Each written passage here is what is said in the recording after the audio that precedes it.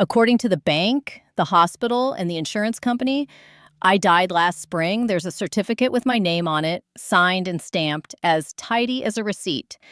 That's the truth I learned the day my millionaire sister pulled me from under the bridge and said, "They buried you on paper so you'd be quiet." She pressed a key into my palm, not to the apartment she gave me, but to something else, and told me not to lose it. I didn't. 3 days later, they came. They arrived with a casserole and a smile sharp enough to cut. My son stood in my doorway as if he were the landlord.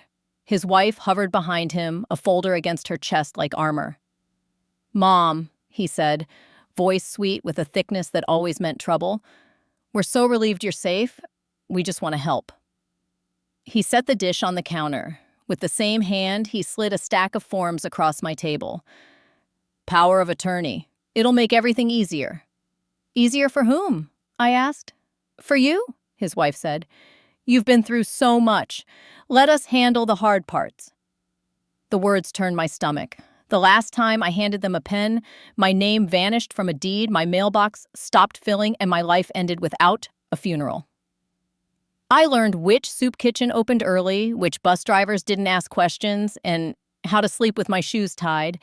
Then my sister found me, hair matted with rain, and took me someplace warm. On the first night in that bed, I slid my hand into the hem of my coat to feel the tiny bulge of thread where the little brass key rested, because some things you sew into your life when you're afraid someone will cut it. "Mom, don't be stubborn," my son said, the old impatience peeking through. "Just sign." I watched his mouth form the same gentle shapes it used the day he told me signing the house temporarily would save us money. How could my own child look me in the eyes and ask for the one thing he hadn't yet taken? What they didn't see. The door camera blinking red, the neighbor across the hall who is a notary and dislikes sloppy paperwork, the banker who flagged my account, the attorney who answered his phone on a Sunday and said, "If you're dead on paper, we'll make noise." What they didn't know, the key my sister gave me opened something they don't want opened, something that makes my death inconvenient and their kindness urgent. I placed the pen on their papers and smiled back. "If we're fixing hard parts," I said, "let's start with the truth." I didn't sleep that night. The apartment hummed with new appliances and my nerves. Rain stitched at the windows. I made tea the way my mother taught me, cup warmed, bag counted to 100 in my head, and spread their forms on the table like playing cards. They'd filled most of it in. My name misspelled in one place, corrected in another, a blank line for my signature in blue flag, a clause that would allow them to act without telling me. I didn't cry. Tears waste water. I copied dates into my little spiral notebook and wrote down the time my hands stopped shaking. In the morning, I knocked on Mr. Levin's door. He opened it in his robe, white hair like snow reluctantly hanging on branches. "You're early," he grumbled, then softened. "Come in, Miriam." "5 minutes," I said. "Do you still keep your stamp?" He lifted his chin at the desk. "Always." I told him what they'd brought. He didn't ask for gossip, he asked for dates. He wrote them down in neat block letters. "Bring the papers," he said. "We'll look at the language together, and don't sign anything today. If they push, you tell them your notary neighbor insisted on reviewing first." I knocked at the bank door as soon as it opened and asked for the manager, the woman with the square jaw and kind eyes who had helped me change my PIN last month. Her name was Lila. She listened with her elbows on the desk, hands folded as if in prayer. "They'll try the ATM first," she said, then the branch, then the call center. We'll put a note on your file, voice print only, in-person only, no third-party access. And I'm filing a fraud alert tied to that death certificate flag. I can't see the certificate, but I can see the marker. Someone put it there? You didn't." "I didn't die," I said, and the way she nodded made me feel steadier than the tea. She printed a letter for me to carry. "If anyone says you're dead, you hand them this. And if anyone tries to use that certificate before we clear it, the system will freeze." On my way home, I called the lawyer my sister kept on speed dial for philanthropy headaches and family miracles. He answered on the second ring. "Ms. Roth, I'm Elias. I'm told you have a problem with being dead." On paper, I said. Best kind of dead to fix, he said. Tell me everything. I told him. About the deed I temporarily signed to help my son lock a better interest rate. About the 2 weeks after that when my name vanished from the county website and a locksmith changed my locks. According to the bank, the hospital, and the insurance company, I died last spring. There's a certificate with my name on it, signed and stamped, as tidy as a receipt. That's the truth I learned the day my millionaire sister pulled me from under the bridge and said, "They buried you on paper so you'd be quiet." She pressed a key into my palm, not to the apartment she gave me, but to something else, and told me not to lose it. I didn't. 3 days later, they came. They arrived with a casserole and a smile sharp enough to cut. My son stood in my doorway as if he were the landlord. His wife hovered behind him, a folder against her chest like armor. "Mom," he said, voice sweet with a thickness that always meant trouble, "we're so relieved you're safe. We just want to help." He set the dish on the counter. With the same hand, he slid a stack of forms across my table. "Power of attorney. It'll make everything easier." "Easier for whom?" I asked. "For you," his wife said. "You've been through so much. Let us handle the hard parts." The words turned my stomach. The last time I handed them a pen, my name vanished from a deed, my mailbox stopped filling, and my life ended without a funeral. I learned which soup kitchen opened early, which bus drivers didn't ask questions, and how to sleep with my shoes tied. Then my sister found me, hair matted with rain, and took me someplace warm.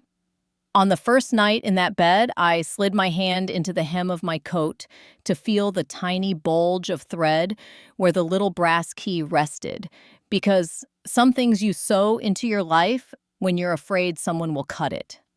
"Mom, don't be stubborn," my son said, the old impatience peeking through. "Just sign." I watched his mouth form the same gentle shapes it used the day he told me signing the house temporarily would save us money. How could my own child look me in the eyes and ask for the one thing he hadn't yet taken? What they didn't see.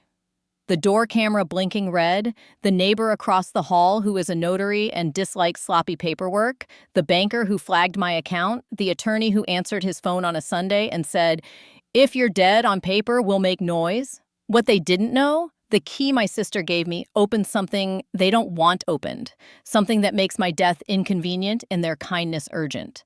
I placed the pen on their papers and smiled back.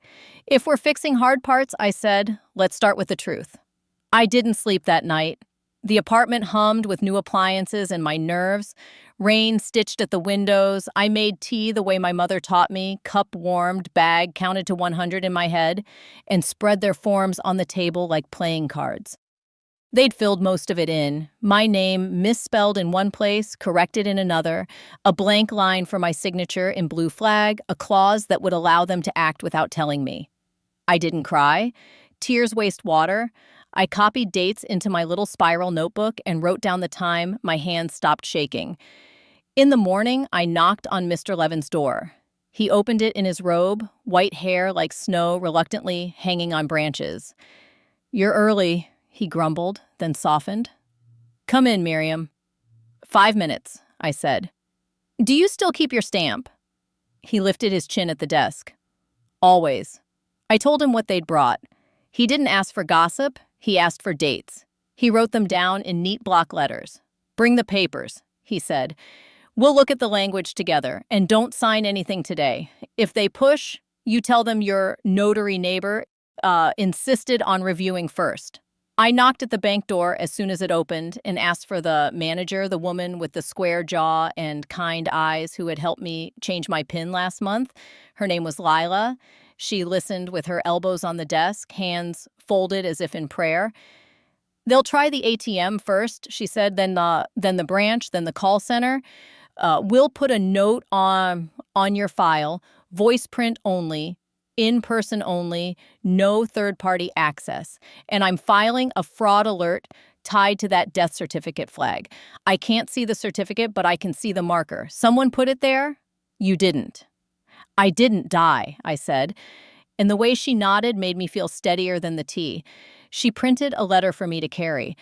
If anyone says you're dead, you hand them this.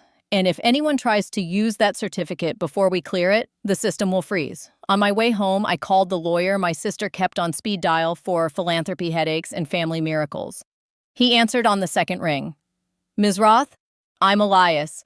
I'm told you have a problem with being dead. On paper, I said. Best kind of dead to fix, he said. Tell me everything, I told him. About the deed I temporarily signed to help my son lock a better interest rate. About the 2 weeks after that when my name vanished from the county website and a locksmith changed my locks. Good morning, Ruth answered. We're here to access Box 314. It's under Roth Miriam. Authorized users are me and... She looked at me and smiled. Her. I slid the key. It turned with a satisfying click. Inside sat a thin, heavy envelope with my name written in Ruth's handwriting. Beneath it lay a USB drive taped to an index card and 3 manila folders stamped with various agency seals. Ruth stepped back. I didn't open the envelope, she said. I only gathered things while you were gone. Dead, I said. It's all right to say the word when we're working to reverse it. I opened the envelope first. Inside was a letter, long and looping, scribbled in my sister's script. Miri, if you're reading this, you're in from the rain. Good. You keep your promises. I had a private investigator follow the paperwork, not you. No one followed you under that bridge because I told him I'd handle that myself. The documents in the folders are copies, not originals. The originals are in a safe deposit box under your maiden name at the Midtown branch. The key you're holding opens that too. The post office box holds the second key to the bank box taped under the shelf. Look now. I reached under the metal lip and felt the cold rectangle of tape. I lifted it. Another key winked up at me. I held it tight. Ruth's letter continued. Your daughter-in-law is not smart, but she is bold. She has a mother who teaches women how to take power of attorney the way other mothers teach recipes. They run it like a business. Guardianship, signatures, quick claims. They pushed a death certificate through using the medical license of a doctor who hasn't practiced here in 10 years. I have affidavits. The USB holds recordings. Elias knows which prosecutor won't flinch. The insurance company tried to process a claim on your life last month. It stalled because I notified them you were alive. They demanded proof. You and I will give it to them in court, where it will be heard once and loudly. I put my hand on the page and didn't notice tears until they blurred ink. Ruth rested her hand lightly on my shoulder and didn't say, I told you so. She never does. She only says now, which means we act. And we took a cab to the Midtown branch. The metal of the vault cooled the blood in my palms. The clerk who let us back had a scar near her eye that made her look unsentimental. I liked her immediately. She turned the key in the upper lock. I turned mine in the lower. The lid lifted. Inside was a jewelry pouch with my name on it, the gold bracelet my husband gave me the day after our son was born, and a fat binder divided by tabs. Each tab held a timeline: deeds, mortgage payments, utility cutoffs, emails, texts, transcripts. A phone number scribbled on a sticky note said funeral home night manager, asked for cash for a rush, recorded. The USB in the post office box, a twin to the one taped into the letter, had video, doorbell, 417, 418, 420. Written on it in Ruth's neat hand. Do you see why I didn't tell you right away? Ruth asked. If you were asked about any of this while you were vulnerable, I needed you to be able to tell the truth, that you didn't know, that you were only trying to live. You kept me ignorant to protect me, I said, and to frustrate anyone who thought scaring me would shake loose a plan. She nodded. And to frustrate anyone listening. Who is listening? You'll know when we get to court, she said, and the way she said it told me that a net had been spread without my having to hold it. Elias built the case like a carpenter, measure twice, cut once. He subpoenaed the certifier named on the death certificate. The man appeared nervous from the day he was served. He wasn't a villain, he was a coward, the kind who lets a favor become a felony. He blamed a supervisor, the supervisor blamed confusion. The funeral home clerk who processed the cremation took the longest to find. When Elias called to say they'd located him, he sounded almost triumphant. Cash changes hands in the back room, he said. There are cameras back there. He forgot. What about the insurance company? I asked. They'll show up with records of calls made by someone claiming to be your personal representative. Yes, he said. One of those calls was made from your son's office parking lot. How do you know that? I asked. Because your sister's investigator pulled the metadata, he said, patient. We'll explain it in language the judge understands. What about the house? I asked, the old ache rising like a bruise you learn to ignore until someone touches it. It's not mine anymore. He was quiet. I can't promise you that house, he said, but I can promise you your name back, and then we can talk about restitution. I took a breath. I could live without a roof I'd already learned to live without. I wanted the more stubborn thing. I wanted the truth on paper to match the truth in my chest. The court date came fast, the way storms do after a stretch of heavy air. The hallway outside the courtroom smelled of spilled coffee and nerves. Pastor Elaine sat behind me, her small hand warm on my shoulder. Mr. Levin arrived in a suit that looked like it had earned its weight in signatures. Lila from the bank stood stiffer than her blouse. Ruth sat at the far end of our row, hands folded, gaze steady. My son walked in last, eyes red. His wife marched beside him, chin sharp. I felt the key in my pocket and let my fingers close around it like the handle of something steady. The judge was a woman about my age. She wore reading glasses on a gold chain and the expression of a mother coding her tone in fairness so she won't have to raise her voice. She read the guardianship petition, pursed her lips, and looked at me. Ms. Roth, she said, I have before me a petition alleging cognitive decline and financial mismanagement. Your son and daughter-in-law are requesting emergency authority over your person and estate. Do you have counsel? Elias stood. I do, Your Honor. And before we begin, I ask that the court take judicial notice of a vital records flag marking my client as deceased. We intend to show it is fraudulent and used in furtherance of financial exploitation. The judge's eyebrows lifted. Deceased? Yes, Your Honor, Elias said. We will also call witnesses from the bank, a notary neighbor, and a physician to testify to Ms. Roth's competence. We will present recordings and documents lawfully obtained. Her gaze returned to me. Ms. Roth, are you prepared to speak? I stood. Yes, Your Honor. Do you understand what guardianship entails? I do, I said. It takes a life and folds it into someone else's hands. I've had that done without the courtesy of paperwork. Sit, she said gently. We'll go through this step by step. We did. Lila testified first. She explained the death flag and the security measures. She held up her letter.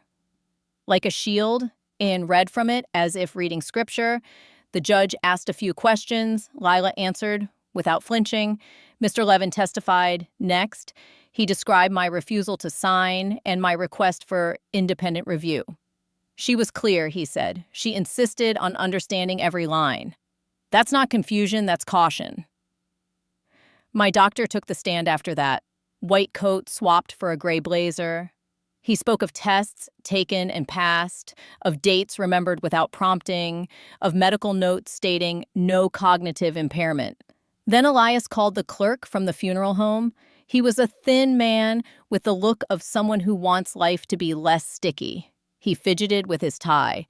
Is this your signature? Elias asked, showing him the cremation permit. It is, the clerk said. Did you ever see a body? No, he said. The supervisor said it was a special case, paperwork only. Did anyone exchange cash? I'd like not to answer, he said. The judge leaned forward. You have to, she said. Yes, he whispered. There was cash. And the person who brought the cash? He named a woman I didn't know, my daughter-in-law's mother. A low murmur rippled behind me. My son closed his eyes for a heartbeat. His wife's jaw set like wet cement driven flat. And the medical certifier? Elias asked. Is he here? The man who stood wore a suit that tried to look expensive and a smile that didn't reach anything but his lips. "You certified Ms. Roth's death?" Elias asked. "I signed a backlog of forms," he said. "I was told to." "By whom?" He swallowed. "A supervisor? I don't recall the name." Elias handed him a page. "Is this the doctor whose license number you used?" "Yes." "We have an affidavit from that doctor," Elias said, turning to the judge. "He states he has not practiced in this state for a decade and did not authorize the use of his number. He also states the certifier worked under him briefly in another state and was fired for falsifying entries." The judge looked over her glasses at the certifier. "Sir?" He spread his hands.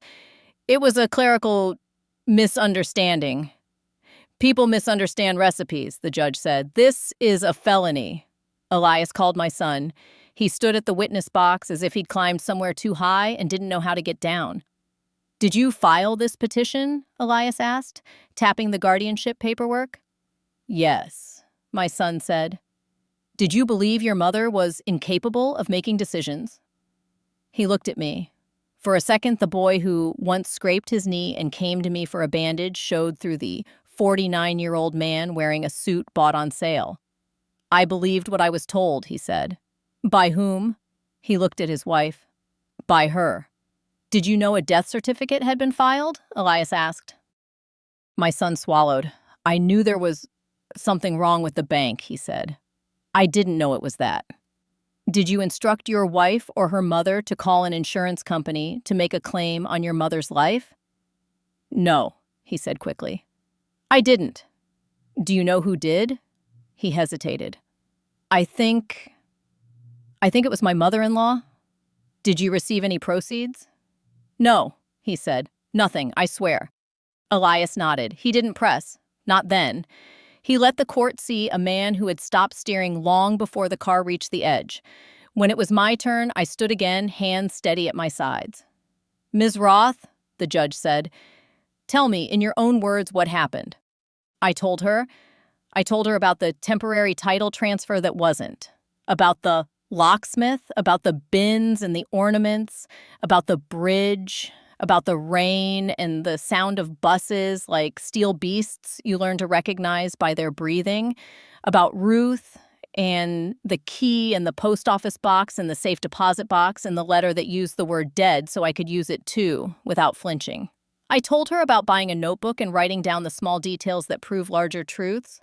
I held up the binder Ruth had kept like a nurse holding up a chart that shows a heartbeat where a flat line had been. "Ms. Roth," the judge said, voice softer now, "how could your own family do this to you?" "That's my question," I said, "and I will spend the rest of my life not letting it be the last." We were almost done when Elias said, "One more exhibit, Your Honor." He plugged the USB into the court screen. The video that filled it made my knees go a little weak, not because of what it showed, but because it was ordinary. The footage was from my old door camera. The date stamp was 2 days before the alleged date of my death. It showed me alive, hair wrapped in a scarf, carrying groceries and humming as I fumbled for keys. It showed my daughter-in-law's mother standing in the shadow of the porch, peering at the doorbell, then smoothing her blouse and walking away. It showed a man, later identified as the funeral home clerk, arrive after dark, knock, look around, and leave without entering.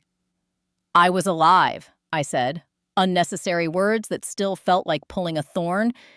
The judge took off her glasses and pinched the bridge of her nose. "The petition for guardianship is denied," she said finally.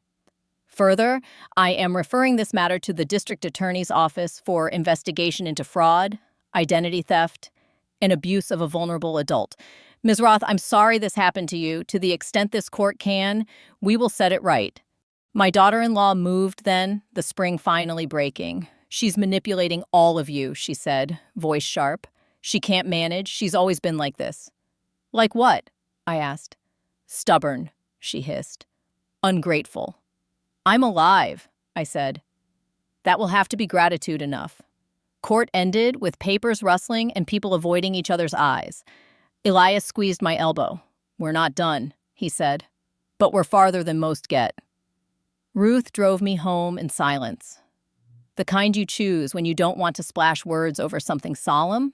We made tea, sat at my table, and looked at the binder we'd opened, the key between us, like a small lighthouse. "What now?" I asked. "Now we make sure the agencies correct the record," she said. "We send letters, certified. We pull every thread so nothing unravels behind your back. We make them put in writing that you live." "Do we tell the grandsons?" I asked. "Do we tell them their grandmother was killed with a certificate and brought back with a key?" "We tell them you were brave," she said. "We tell them the truth when they're old enough not to weaponize it. We teach them to read every line and to love in ways that don't look like signatures." For a week, the apartment was quiet. I cooked and cleaned the little I needed to, and I walked like a person who remembers her feet belong to her. My son didn't call. My daughter-in-law did once, leaving a message that slipped between apology and threat like a blade wrapped in a napkin. I ignored it. Elias handled calls now. Then the detective assigned by the DA knocked. He was in his 60s, gray at the temple, and polite in the way of men who measure their words before they lend them. "Ms. Roth," he said, "I'm Detective Vargas. May I come in?" He read me my rights like a blessing and asked for permission to record. I said yes. He asked for the story. I gave him the story I'd already learned to tell. He asked to see the key. I set it between us. "What did the key open?" he asked. "A box," I said, then another box, then a life I had to pick up with two hands. He smiled, brief. "Would your sister talk to me?" "She'd talk to the Pope if it would get this done," I said. "She likes the sound of doors locking behind the right people." He nodded as if doors were a language he spoke. "We're preparing charges against the funeral home clerk, the certifier, and your daughter-in-law's mother," he said. "We're still reviewing your daughter-in-law's role and your son's. If he profited, he'll be charged. If he didn't, he'll still answer for the petition. Does that satisfy you?" "Satisfaction is a moving target," I said. "But it's a good start." "Do you want a protective order?" he asked. "Yes," I said. "For my peace and for my phone." The order came 2 days later, a paper with a weight to it I hadn't felt even in the binder.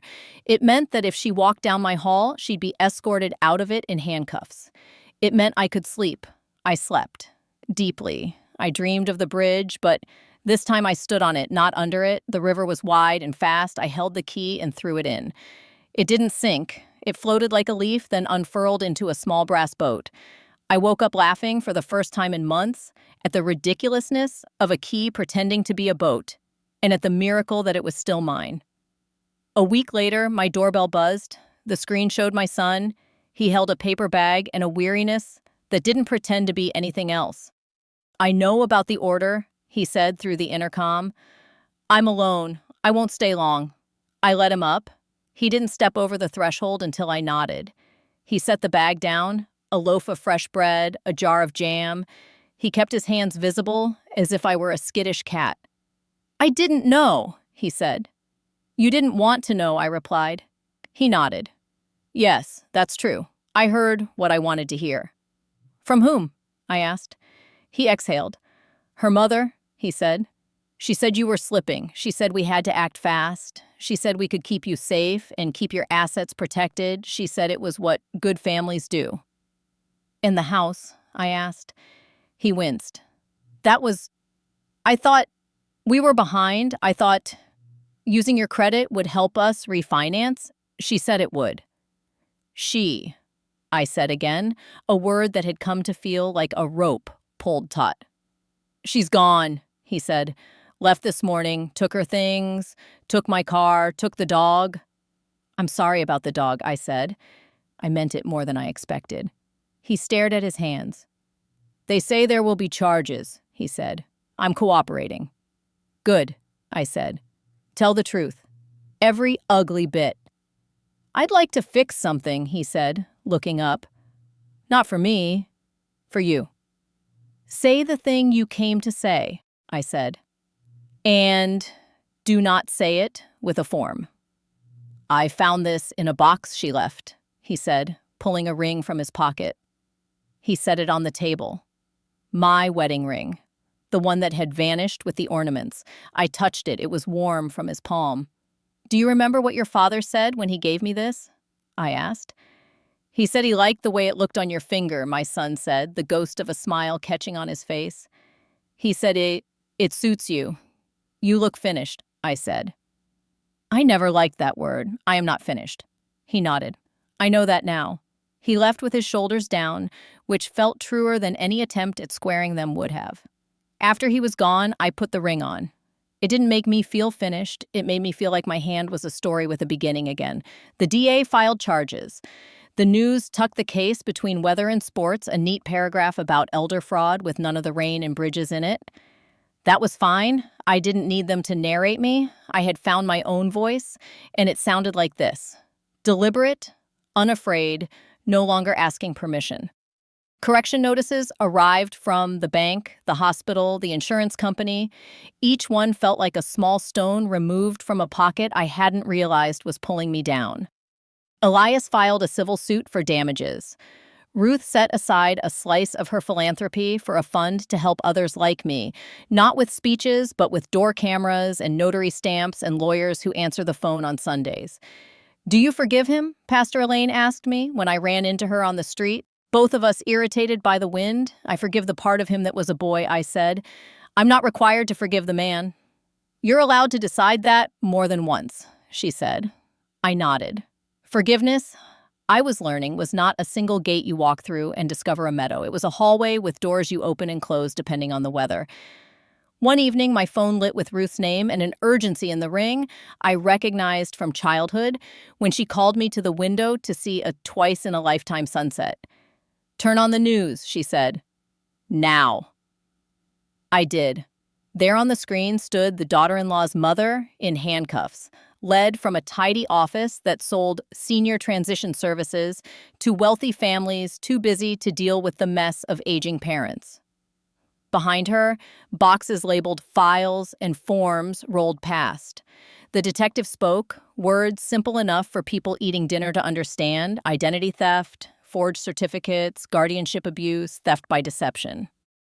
Ruth exhaled like she'd been holding her breath since spring. She'll flip, she said. She'll give up the certifier, the clerk, the loop that made your name a lever. Good, I said. In the house? She asked gently. I'll never live in it again, I said. But I want it to remember me anyway. We drove there the next day. The new owners had painted the door blue. We stood across the street and didn't pretend it didn't hurt. You know what I learned under that bridge? I said. What? I learned to hold still and count the ways I could move, I said. They took the house, they took my mail, they took my name, but they didn't take my hands. I could still open a door, I could still sew a key into a hem. Ruth squeezed my arm. And you could still call me, she said. Yes, I said. I could still call you. Spring came around again. The case crawled the way justice often does, but it crawled in a direction I recognized. Plea deals were made. One person sang to save herself, another tried to swagger and tripped. Restitution checks began to appear, small at first, then larger. Elias sent me emails with subject lines like, "Another stone out of your pocket." I donated part of the settlement to Ruth's fund. I paid Mr. Levin to have his robe dry cleaned. After a bit of soup spilled on it during a celebration no one would ever publish, my son started attending a support group for people who had harmed loved ones and were trying to become someone else. He came with me to court once, and when the judge asked if he had anything to say, he didn't excuse himself or plead confusion. I was scared and I was selfish, he said. I did not protect my mother. I let someone else tell me a story because it let me avoid the truth. The judge nodded. We start with sentences, she said. Sometimes they add up to a changed paragraph. Afterwards, he hugged me in the hallway. Not like a son claiming a mother, but like a man asking a woman for another chance at being seen. I let him. It didn't break me to let him try. On the anniversary of my death on paper, I went back to the bridge. I stood on the east side where the concrete curves and the river looks like it might be capable of forgiveness. I slipped the key onto a thin chain and wore it around my neck, not because I needed it anymore, but because I wanted to remember the weight of a thing that saved me. A man I used to see at the soup line shuffled past, hat pulled low. "You got out," he said, not stopping. I got through, I said. Better verb, he said, and he smiled without teeth. I went home and baked a lemon pound cake because life, for all its paperwork, sometimes begs for the ordinary. I carried it down the hall to Mr. Levin. I set it on his table and told him there would be no more midnight notarizations. Not for me, not for a while. He laughed, eyes bright. Keep the stamp warm anyway, I said. We're going to place a few copies of a letter in a few stubborn offices. What letter? He asked. The one that says I live, I said. The one with the judge's seal. That night, Ruth sat at my table and asked if I regretted any part of the plan she wove around me while I slept on concrete. I regret the sleeping on concrete, I said, but I don't regret the way you held part of the plan back until I could hold it without dropping it. I don't regret the key. I don't regret the secrecy that kept me safer than honesty would have. She nodded. There's one thing I haven't told you, she said, and my heart did a small dance that wasn't fear, exactly. It was the old ache that comes when you realize there's always another door in any hallway. Once, months before I found you, she tried to get into the bank box, Ruth said quietly. She went to Midtown. She said she was you. She had your old driver's license. They must have taken it and kept it when they cleared the house. She put on your scarf. The clerk called me. I told them I was on my way. By the time I arrived, she was gone. How did they know to call you? I asked. Because when I opened the box, Ruth said, I added a note to your file. If anyone besides me or my sister tries to access this box, call me. And I slipped the clerk a gift card to the bakery on the corner and told her that sometimes good clerks save lives. I imagine my daughter-in-law's mother standing at that counter wearing my scarf like a costume, trying to hold my name in her mouth and choking on it. I imagined the clerk's raised eyebrow, the phone under the counter, the quiet, kind refusal. I'm glad you didn't tell me then, I said after a moment. I was still counting buses by their sounds.